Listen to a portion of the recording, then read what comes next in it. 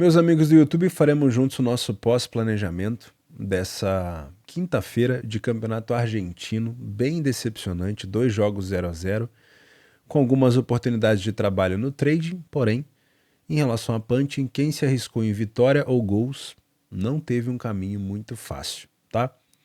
União Santa Fé disputa contra o rebaixamento no campeonato argentino e o Boca faz uma campanha de meio de tabela. A expectativa minha por aqui era de trabalhar no punching em pelo menos 2 gols, mas eu quis aliviar um pouco a minha expectativa, já que a gente tem um campeonato argentino tão under, e trabalhei o mais 1,25. Significa que se fosse apenas um gol, teria tido aqui meio prejuízo apenas, tá? Porém, o jogo terminou 0-0, então no cenário pré-jogo em punching, eu fiquei no prejuízo de uma unidade. O jogo ele teve muito mais incidência no trade de correção de preço do Boca Juniors do que em relação ao não favorito, né? O listado como não favorito União Santa Fé.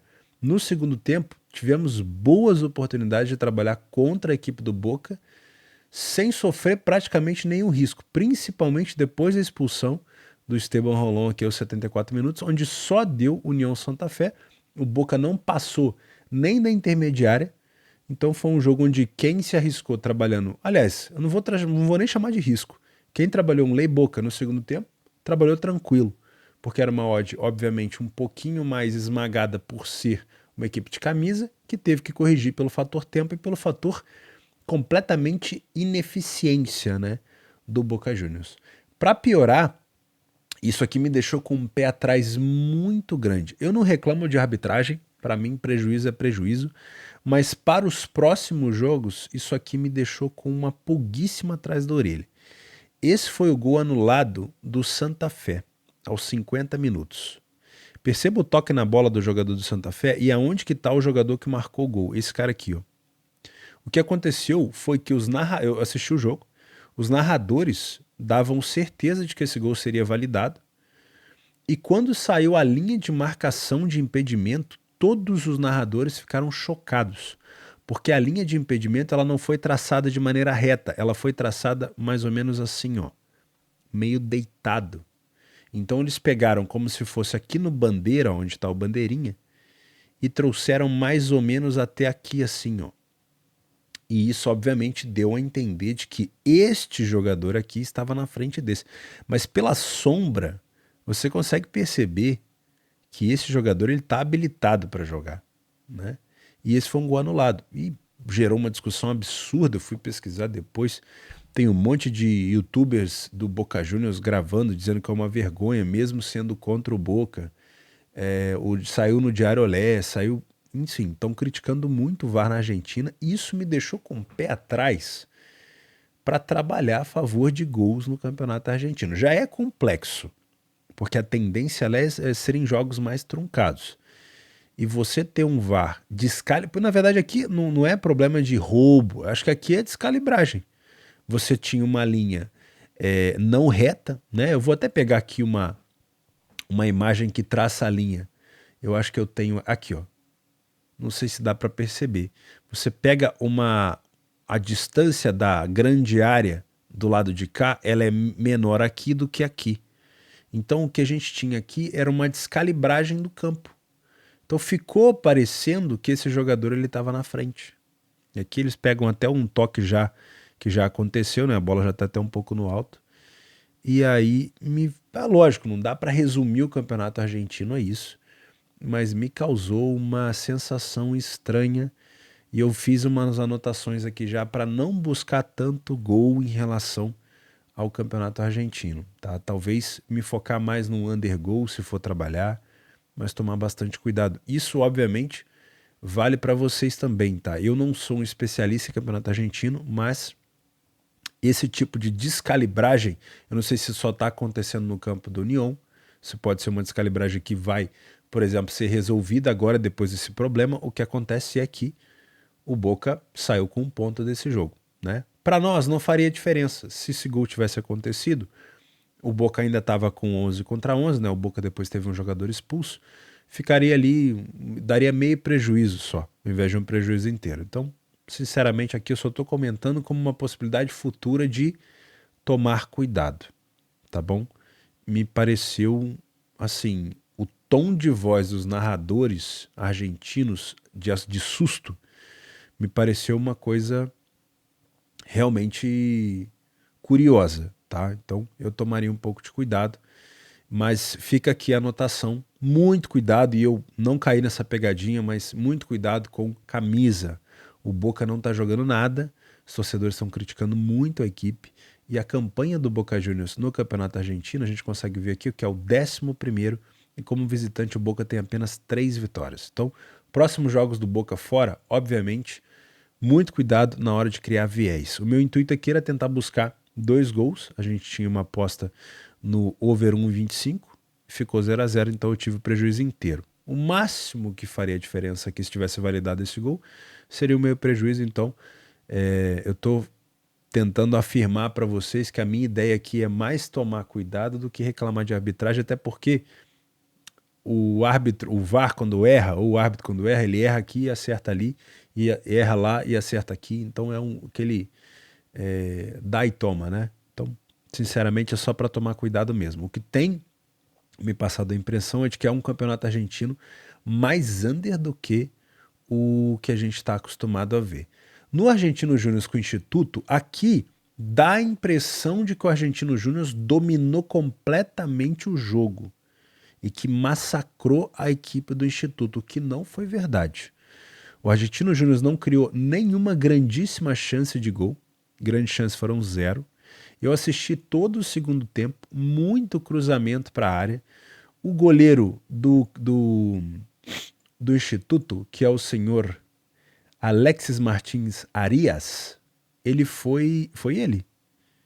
Não, o goleiro do Argentino Júnior foi o melhor jogador em campo. Olha que curioso. E a gente vê na estatística aqui, ó, que o Argentinos, perdão, a gente vê na estatística aqui, ó, que o Instituto chutou muito mais vezes dentro do gol, né? Famosa enquadrar a baliza do que o Argentinos. Ah, mas o número de finalizações dos argentinos foi 10 vezes maior. Sim, mas no gol, especificamente no gol, o argentino chutou menos vezes na baliza, tá? Então, o Instituto, ele foi sim uma equipe com menos posse, ele foi sim talvez uma equipe com menos volume e com menos escanteio, né? Para quem trabalhou escanteio talvez tenha conseguido pegar alguma coisa a favor, mas as criações de perigo do Argentino Júnior não eram tão efetivas, porque você tinha um Instituto fechado, oferecendo ao Argentinos a lateral, e você tinha um Argentino Júnior cruzando muita bola para a área. E isso, obviamente, não cria tanto perigo, a não ser que você tenha uma equipe exímia de cabeça, mas como o argentino não ganhou todas de cabeça, você não conseguiu criar tanto perigo. Então, sinceramente, havia alguns cenários, algumas janelas de superioridade que me fariam. Eu não trabalhei esse jogo pelo horário, já estava bem mais tarde. Eu tô gripado pra caramba também. Que me fariam ter entrado alguma coisa contra o Instituto no segundo tempo. Porém, não era uma posição que me dava tanta confiança. O Instituto, obviamente, no segundo tempo reduziu um pouco o ritmo, mas não me passou tanta confiança. Então, eu entendi a questão de superioridade, mas eu não entendi esse volume ofensivo como um massacre, como parece o gráfico, tá? Não faria essa aposta novamente, nesse menos 0,25 do Argentino Júnior, porque o Instituto se defendeu muito bem, tá? E isso mostra que quando o Argentinos pegar uma equipe bem defensiva, bem compacta, ele vai ter dificuldade, ele vai exagerar nas bolas alçadas na área. E para nós que buscamos uma vitória no 0,25, a gente precisa pelo menos que a equipe vença. Você precisa de uma equipe mais contundente, principalmente pelo chão, tá? Então o Argentino Júnior tem aqui a 10ª melhor campanha, dentro de casa, 6 vitórias em 11 jogos, toma pouco gol, realmente não tomou nenhum gol, mas não conseguiu vencer da equipe do Instituto, que é a 3ª pior visitante da competição. Então, de novo, é um time que vai enfrentar o Fluminense na Libertadores, que tem um volume ofensivo, mas, de novo, eu não consegui traduzir esse volume em massacre. Vejo muitos comentaristas esportivos comentando sobre o volume que o Argentino Júnior consegue criar e que isso pode levar perigo ao Fluminense. Realmente pode, o Fluminense não está vivendo o seu melhor momento, mas eu não senti no Argentino Júnior um massacre. Vamos ver como a equipe tricolor vai se comportar contra eles, principalmente na Argentina, mas eu não voltaria a fazer essa aposta aqui, mesmo contra uma equipe lá de baixo da tabela, tá? Eu esperaria, talvez trabalhar alguma coisa, eu não sou do mercado de escanteio, mas para você, por exemplo, trabalhar a favor de escanteios, o Argentino Júnior criou 10 escanteios, então quando tem dificuldade, como cria muito pelas beiradas, consegue criar muito canto. Pode ser um jogo talvez para ser um pouco mais truncado, já que é uma equipe que não fornece tanta expectativa de gol para o adversário. Podemos ser talvez aqui trabalhando um under 3, isso falando de punching, tá?